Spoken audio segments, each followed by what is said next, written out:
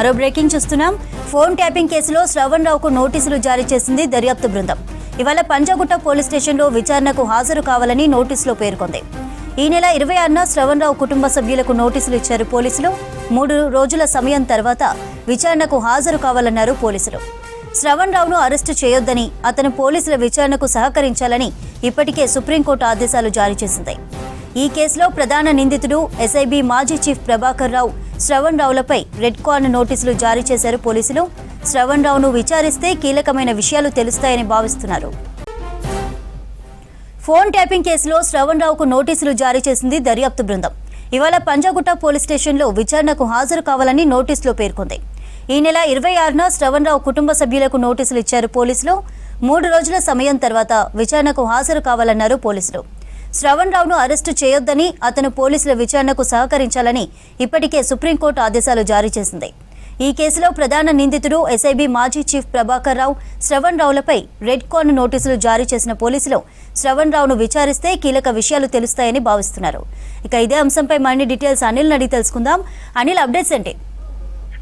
Chandrika, phone tapping case వ్యవహారంలో కీలక పరిణామం చోటు చేసుకుంది. ఈ కేసుకు సంబంధించి ఇప్పటికే ప్రభాకర్ రావుకి నోటీసులు ఇవ్వగా, అదే విధంగా ఈ రోజు ఈ నెల 26న సిట్ దర్యాప్తు బృందం శ్రవణ్ రావుకి 6వ నిందితుడిగా ఉన్న శ్రవణ్ రావుకి అయితే నోటీసులు జారీ చేశారు. ఈ నోటీసులో భాగంగా ఈ రోజు ఆయన పంజాగుట్ట పోలీస్ స్టేషన్ లో సిట్ అధికారుల ఎదుట హాజరు కావాల్సి ఉంది. సో ఇందులో భాగంగానే ఈ శ్రవణ్ రావు విషయానికి వస్తే, శ్రవణ్ రావు గతంలో ఆయనకు మీద అభియోగాలు ఉన్నాయి. అదేవిధంగా దీనికి ఫోన్ ట్యాపింగ్ సంబంధించి వ్యవహారంలో ఈయన కూడా కీలక పాత్ర పోషించారని చెప్పేసి పోలీసులు ఆయన మీద అయితే కేసు నమోదు చేశారు. అయితే ఈ కేసులో భాగంగా ఆయన గతంలో ఈ ఫోన్ ట్యాపింగ్ విషయంలో ప్రభాకర్ రావు కావచ్చు, ప్రధాన నిందితుడిగా ఉన్న ప్రభాకర్ రావు కావచ్చు, ప్రణీత్ రావు కావచ్చు, వీళ్ళందరికీ కూడా ఈయన సూచన చేసినట్టు, అంటే ఈయన మీడియాకి అప్పుడు మీడియా వ్యవస్థకి ఈయన నిర్వాహకులుగా ఉన్నారు కాబట్టి ఈయన ఆ టైంలో ఫోన్ ట్యాపింగ్ సంబంధించి ఈ కాంగ్రెస్ ప్రభుత్వానికి సంబంధించిన ప్రతినిధులకు సంబంధించి బీఆర్ఎస్ అధికారులకి సమాచారం ఇచ్చే విధంగా, వాళ్ళ మీద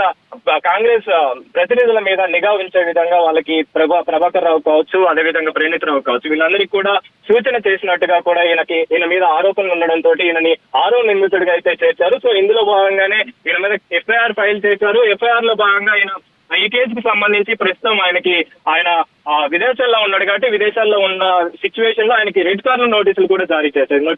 రెడ్ కార్నర్ నోటీసులు జారీ చేసిన తర్వాత ఆయనకు సంబంధించి ఈ నోటీసులో భాగంగా ఆయనకి హైకోర్టును ఆశ్రయించారు. హైకోర్టును ఆశ్రయించిన తర్వాత ఆయనకి ముందస్తు బెయిల్ అప్రోచ్ అయితే ముందస్తు బెయిల్ ఆయనకి నిరాకరించిన సిచ్యువేషన్ మనకు హైకోర్టు నుంచి తెలుస్తుంది. సో ఇందులో భాగంగానే ఆయన హైకోర్టు ఇచ్చిన తీర్పును సవాల్ చేస్తూ ఈ సవాల్లో భాగంగా సుప్రీంకోర్టును కూడా ఆశ్రయించారు. ఈ సుప్రీంకోర్టును ఆశ్రయించిన తర్వాత సుప్రీంకోర్టు ఆయన్ని అరెస్ట్ చేయకుండా ఉండేందుకు సుప్రీంకోర్టు అయితే ఆదేశాలు జారీ చేసింది. ఈ ఆదేశాల్లో భాగంగా అరెస్ట్ చేయకూడదు, కానీ పోలీసుల ఎదుట విచారణకు హాజరు కావాలని చెప్పేసి అయితే శ్రవణ్ రావుకి ఆదేశాలు అయితే జారీ చేసింది. సో ఇందులో భాగంగానే ఈ నెల 26న శ్రవణ్ రావుకి సంబంధించిన కుటుంబ సభ్యులకి సిట్ అధికారులు నోటీసులు ఇచ్చారు. నోటీసులో భాగంగా ఈ రోజు శనివారం రోజు ఆయన హాజరు కావాల్సిందిగా పోలీసులు అయితే నోటీసులు ఇవ్వడం జరిగింది. సో ఇందులో భాగంగానే ప్రస్తుతం ఈ శ్రవణ్ రావుకి సంబంధించి ఆయన మీడియాకి సంబంధించి వ్యవస్థకు సంబంధించి నిర్వాహకులుగా ఉన్నారు కాబట్టి నిర్వహణ భాగంలో శ్రవణ్ రావుకి సంబంధించి పలు కీలక